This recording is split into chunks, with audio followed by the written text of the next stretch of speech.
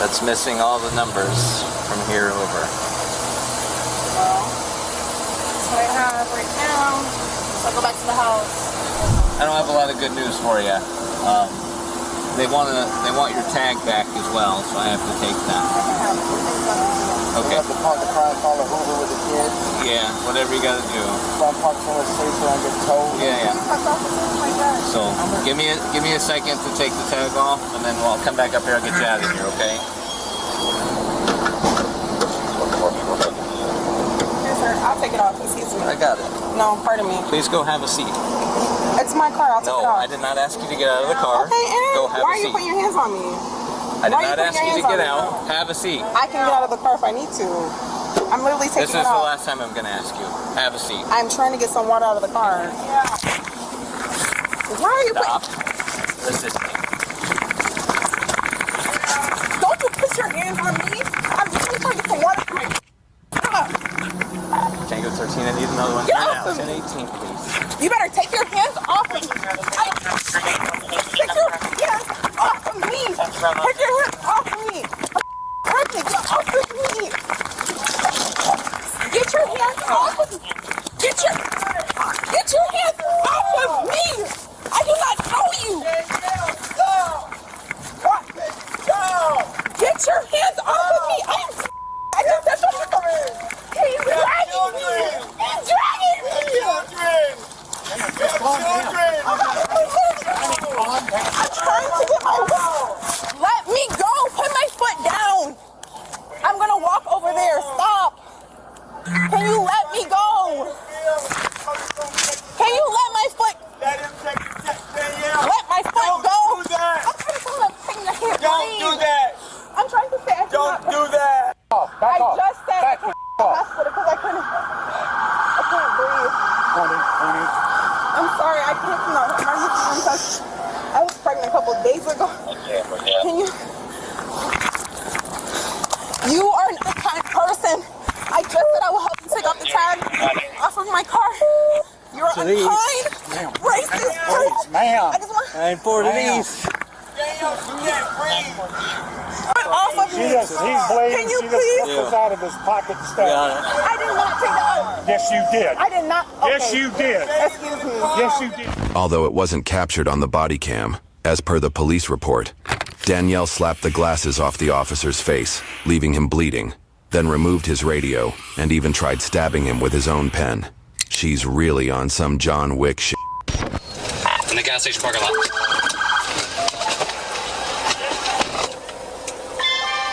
He's bleeding. You did that. Get on the ground now. Get on the ground. Get on the ground. On the ground. Dump her. Dump her. Why are you putting me on the ground? Tonight, newly obtained surveillance video reportedly showing the moment an elected official in upstate New York shot a DoorDash driver outside his home. The driver, who has not been publicly named, was attempting to deliver food to a house in Chester, New York, police say, when he became lost and unable to navigate using the app. They say he approached several homes asking for directions before arriving at the residence, seen here at a nearby address just before the shooting in a video obtained by News 12. I have a daughter. My phone is broken. Can help? State police say he then went to the home of New York Highway Superintendent John Riley, who is also a federally licensed firearms dealer. Another video obtained by News 12 reportedly showing the 48-year-old walking out of his house. The video appears to show Riley initially shooting into the side of his yard, yelling at the driver to leave as the DoorDash driver turned on his ignition. Go! Go! Moments later, firing toward the vehicle after the driver starts to reverse. Shooting once more as the victim drove off. Police say one of the bullets struck the driver in the back, causing serious physical injuries. Riley tonight out on bail, but facing felony assault and criminal weapon possession charges, according to state police. Just shock, disbelief, disgust. I just can't believe that took place. Chester Town Supervisor says the town board is holding a special meeting Tuesday morning to consider calling for Riley's resignation. We can't fire him. We can't unappoint him. We can't put him on leave of any type.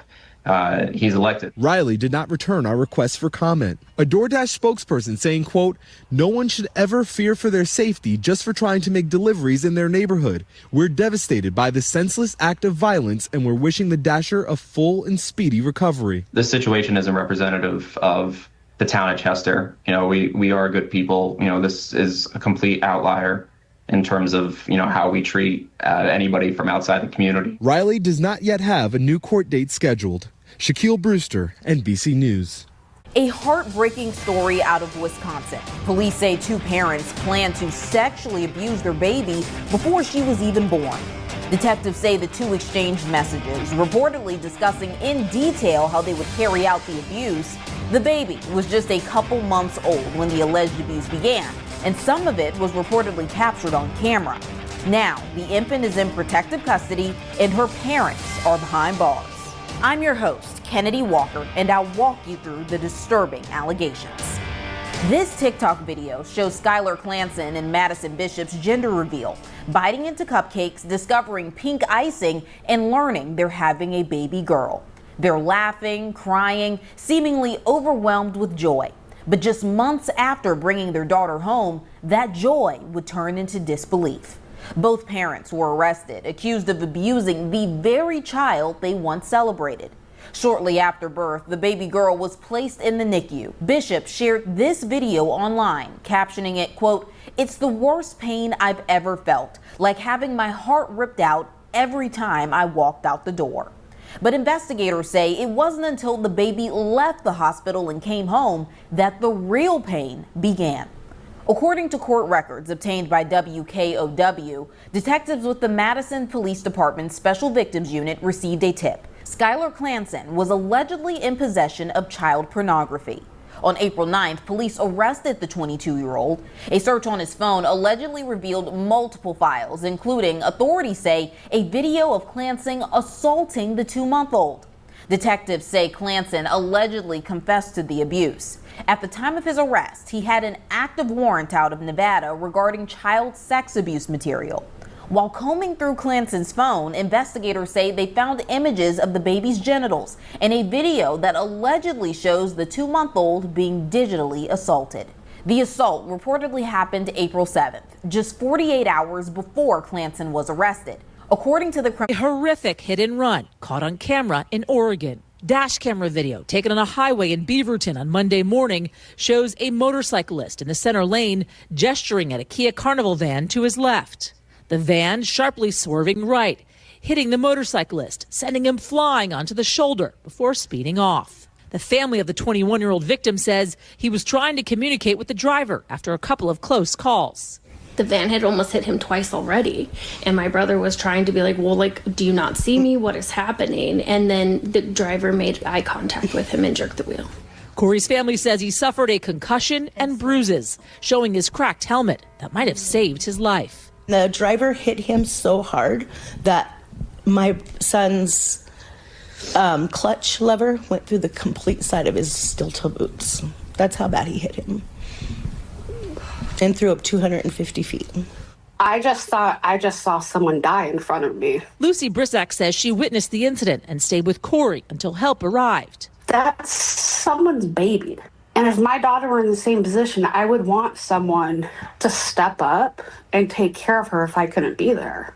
Police asking for the public's help tracking down the driver. A tip from someone who had seen the dash camera footage leading them to that Kia with scrapes at the point of impact. We received a tip about the whereabouts of the van, and we were able to locate it right as the suspect came out and got into the van and started to drive away. Police arresting Samir Helio Pizzotto Philo, charging him with second-degree assault, hit and run, reckless driving, attempted assault 1, and unlawful use of a weapon, according to police. Investigators say they have reason to believe Pizzotto Philo, quote, had been driving recklessly in the days prior to the incident. We were unable to reach Pizzotto Philo for comment. I think it's really hard to watch just because it's so deliberate.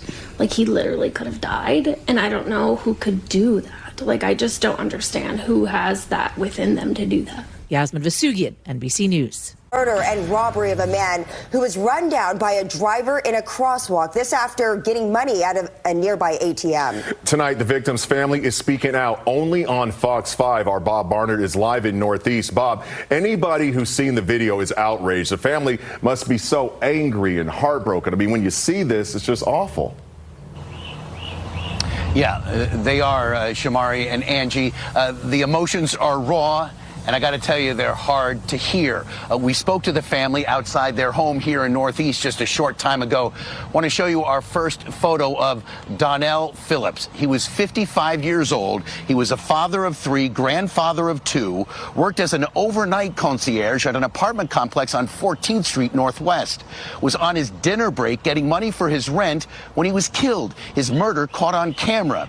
You see Donnell Phillips walking down the sidewalk along U Street Northwest. It's 4:15 in the morning Wednesday.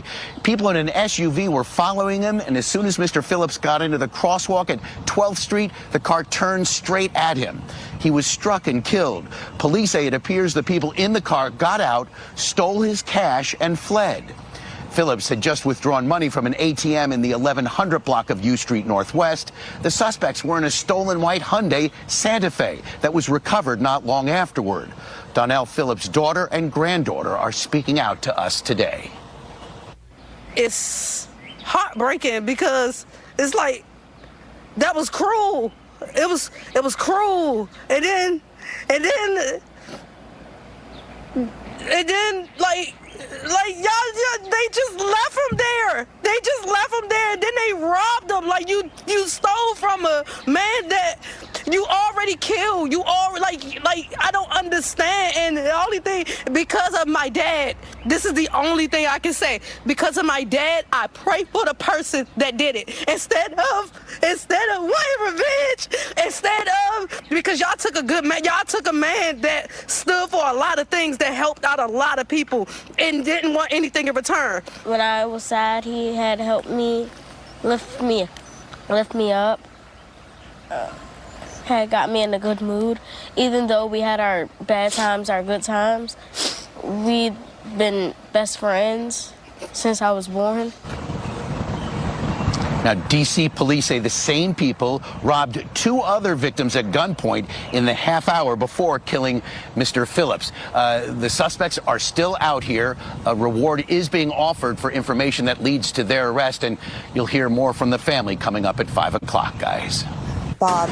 News right now, it is the latest round of deadly violence plaguing New York City bodegas. Police are on the hunt for the suspects in this case after a man is stabbed to death in a Harlem convenience store. Fox 5's Richard Jacobus is live at the scene right now and has the latest on this. Richard.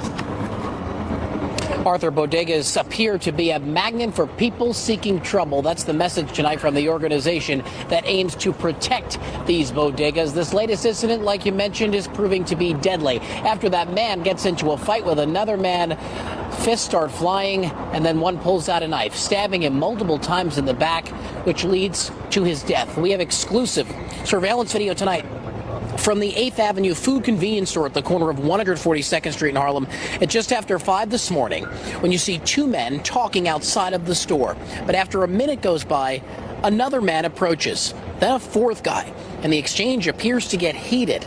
Then a punch, and another punch. One guy drops his drink and falls down. He gets back up, and the fight now spills onto 8th Avenue. It's 2 against 1 at this point, with the guy who was punched at first now pinned to the ground. Watch this other guy come and pull out what appears to be a knife. We're going to stop the video here. Police say that victim, a 33-year-old man, was transported to New York City Health and Hospitals Harlem with multiple stab wounds to his back. He did not survive, and now cops are searching for the person who went on this stabbing spree. In the meantime, workers at this bodega are shaken up, and calls are growing for faster response times from police by installing panic buttons at every bodega across the 5 boroughs. Had her boyfriend in custody after police say he threw her over the 3rd-floor balcony of her apartment complex. She was taken to the hospital where she died. The incident was so gruesome that neighbors say they're still traumatized. NBC7's Kelvin Henry joins us now from the scene. Kelvin? And now, Catherine and Michelle, I spent my day speaking to people in the community, and they say they are horrified by what happened. Now, the crews were out here today, and they were still processing the scene. And I also spoke with more neighbors that were in the immediate vicinity. They say they're still wrapping their heads around what took place.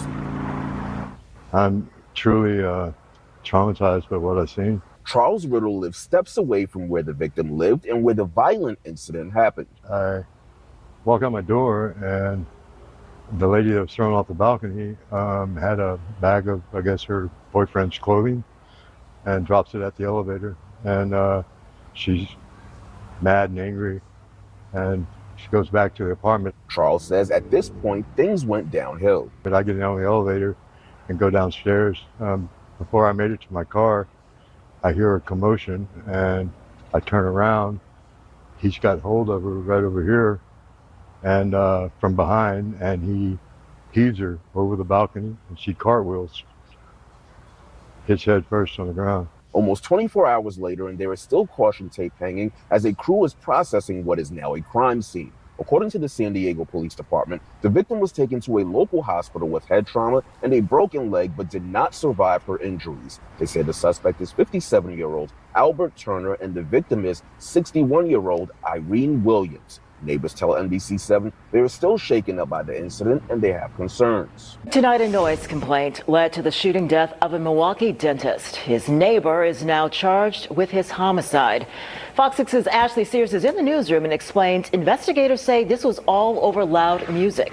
Yeah, that's right, Kim. This all happened on Saturday at an apartment building in Brown Deer. Police say the victim confronted the woman upstairs and she shot him. Deer Road, the Park Plaza apartments are tucked away in a quiet setting. Saturday night, investigators say the noise inside one unit led to a shooting. A criminal complaint explains just after 11, the man living on the first floor confronted Kiana McGowan about her loud music in the apartment above him. She told police she was doing her hair and trying on different clothes when she heard loud, aggressive banging at her door, and told her neighbor she would turn the music down. She closed the door and told investigators she heard the man kicking as if he was going to break in, so she got her gun and fired one shot at the man. 41-year-old Akintunde Bowden suffered a gunshot wound to his abdomen and died on the scene.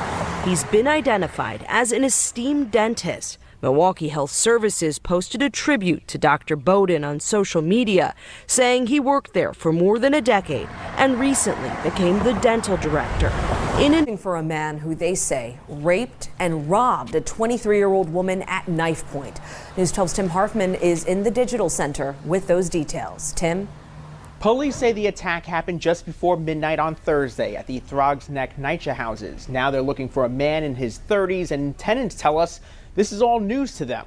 I didn't even know about this. I don't know anything about that. I never knew because I didn't hear nothing. It was so quiet over here. The so-called quiet complex at 2751 Sampson Avenue is where police say a man pulled a knife on the 23-year-old victim, raped her, stole her cell phone, purse, and about $120, then took off. Right now, it is unclear if the attack happened inside or outside of the building, but we were able to gain easy access Friday afternoon because the front door was unlocked. It used to be safe. John says he doesn't live on the NYCHA property, but walks through it to get to his apartment down the street. This is probably going to be the last time I'm going to walk through this place. Police say the victim was taken to a local hospital and is stable. One tenant says she's now on of a 14-year-old boy for the fatal shooting of a 16-year-old girl in the Bronx. Police say Yvette Jeffrey was shot in the head yesterday outside of Bronx Latin School in the Morrisania section. She was ducking for cover behind a brick wall at the time, but did not make it. Caught in the crossfire of a fight between rival gangs. Her grandmother speaking with Eyewitness News, saying she will never forgive the person who killed her granddaughter. Eyewitness News reporter Stefan Kim is live in Morrisania with much more on this heartbreaking story. Stefan. Well, Liz and David, a 14-year-old is now in police custody here at the 42nd Precinct after someone brought a gun to what police officials describe as an old-school fistfight. Instead, an innocent bystander was shot. A 16-year-old is dead. Just imagine if you were her grandmother or her mother, what it was like to watch her take her last breath. One of my neighbors knocked on the door. She was banging on the door. And we just ran. And when I got there, she was on the stretcher and they were pumping her chest. And I told him, I know she's gone. Like, I was screaming. She was like, no, that's not my daughter. And then she ran, and right there, she was just like, she lost balance. It is an unimaginable pain that will bring a mother to her knees, the kind of loss that will turn heartbreak into anger.